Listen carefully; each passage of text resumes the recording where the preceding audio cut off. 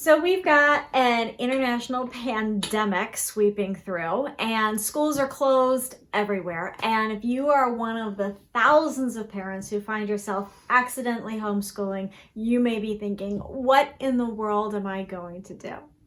We did a short video about this yesterday, and it received so much attention and so many questions that we decided to flesh that out a bit and to give you 5 very clear points about what you need to do right now in order to make these school closures and this time with the children at home a success. Okay, we're going to talk about your mindset about this emergency and this crisis situation. We're going to talk about how you need to get help and where the right resources are for you. We're going to talk about considering the age range of your child. The way you approach this is going to be very different depending on how old and what grade level your children are. And then we're going to talk about the benefits of family bonding and how you can make your goal for this time less about academics and more about your family. And you're going to get so much more out of this time. So let's start with mindset, because listen, there is so much legitimate concern.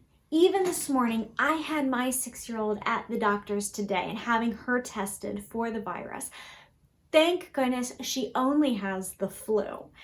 But it was a real concern. She's been exposed to people with weakened immune systems, and I was very concerned about that. This is a time for legitimate concern. Not only are we concerned about the disease, but we're also concerned about, I have to now take time off work. Who's going to take care of my kids during this time? How are they going to maintain their academics? What are we going to do? Are we going to be all on top of each other squabbling? And there's a whole lot for you to be worried about. All right, stop. Take a deep breath. This is temporary. And if you focus on the best possible scenario, you will find all of that anxiety being replaced with hope and with optimism. So let's start there.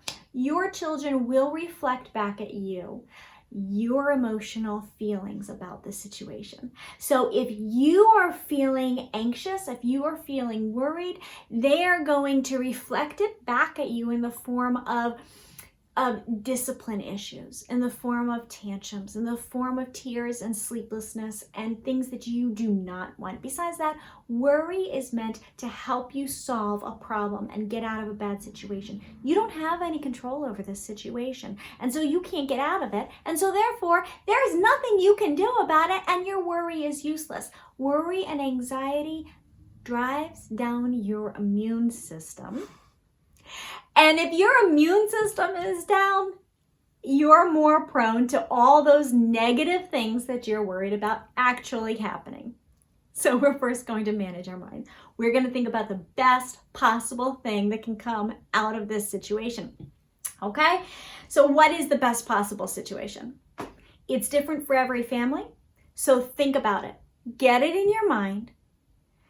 Figure out what you want to have accomplished at the end of these 2 weeks or this month or however long this lasts. Make that your goal. Turn it into very clear, precise, actionable things and go for it. Make it happen. And this is going to turn out to be a good situation. All right? Get help. Get help. Homeschoolers all know that we can't do it on our own. We have a community. We have people around us. Now at Sophia Homeschool, we are trying to pull together for you something called accidentalhomeschooler.com. And what we're going to do is we're going to pull together resources from homeschoolers all over the country who can say, I've done this before. My children have been homeschooled and now they're out on their own, and I can turn and I can help you out. So we're going to try to match up people who need some help with temporarily homeschooling and those who have done it, and we're trying to get you together and trying to supply that support network. There are so many resources available right now. You know, many homeschool curriculum and programs are now offering their subscriptions for free to people who find themselves in the situation that you're in. Take advantage of this. There are recommendations for schedules and for routines and how to manage your day and manage your time. Look into these, figure out what you're going to do. Be decisive, be quick, be decisive, plan it out.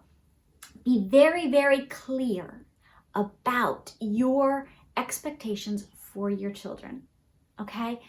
If your children are clear about their day's schedule, they're going to be more likely to follow that schedule. You say to them, you sit down with them tonight, Sunday night, Monday night, whenever it is that you plan to lay out your expectations for your family, and you say, these will be our study times, this will be our chore time, and screen time and entertainment time comes after that. You do not want screen time for entertainment purposes taking place before lesson time, because screen time, the brain switches into passive recipient mode. It is not engaging and trying to learn. If you start your day in this passive mode, the child will not be able to switch back into learning and engage with his studies. You're going to cause more trouble for yourself.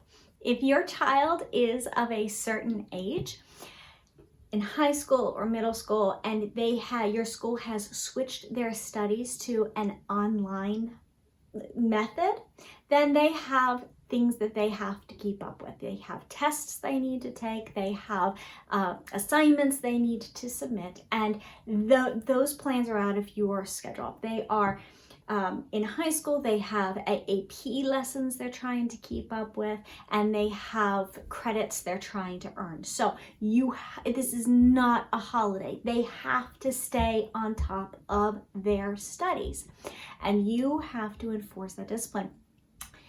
If, however, your child is younger, in grade school, perhaps they have book assignments, perhaps they have spelling words, perhaps they have other small things that they have to submit. Keep up with those, but I would encourage you, strongly encourage you, to not worry about the academic portion of this homeschooling at this time. There is a tremendous opportunity you have right now to help your child learn the way that children learn best, and that is through play. There are board games you can play that will help them with their academic studies so much better. Mad Libs, there is Scrapple, and there is Boggle, and there are so many. Play Pandemic. There's a timely game.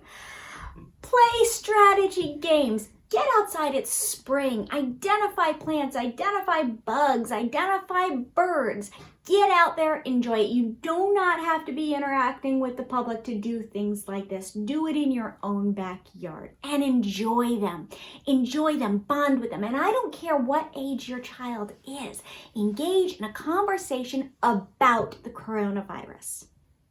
You have to talk with them. They know something is up. Why are they out of school? If they're in high school, they probably have been hearing some very scary things about it, and you need to engage this conversation. Talk to them in a place that is not a place of fear, but just about facts. Where has this virus spread to? Geography.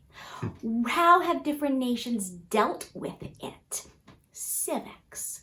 How does the body react to this virus? How is it spread? How can you prevent it? Biology and science. You are engaging in academic studies in a much deeper, much more practical way.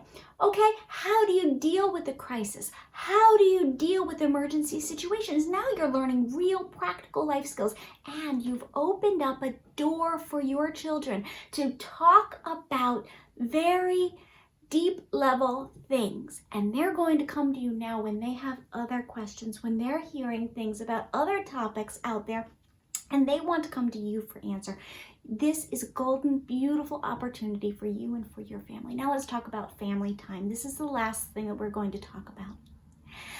We're going to talk about the best case scenario. Remember that we had in our mind. What is the best case scenario that you're going to get out of this situation? And that is family bonding. We have too much busyness in our society and in our culture. We are going here, we're going there. There's after school activities and everything else.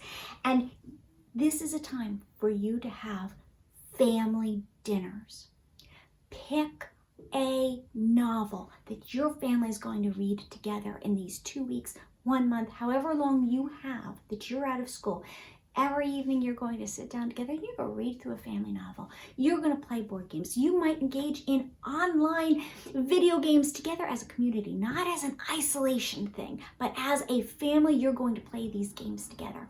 And you're going to come out of this on the other side.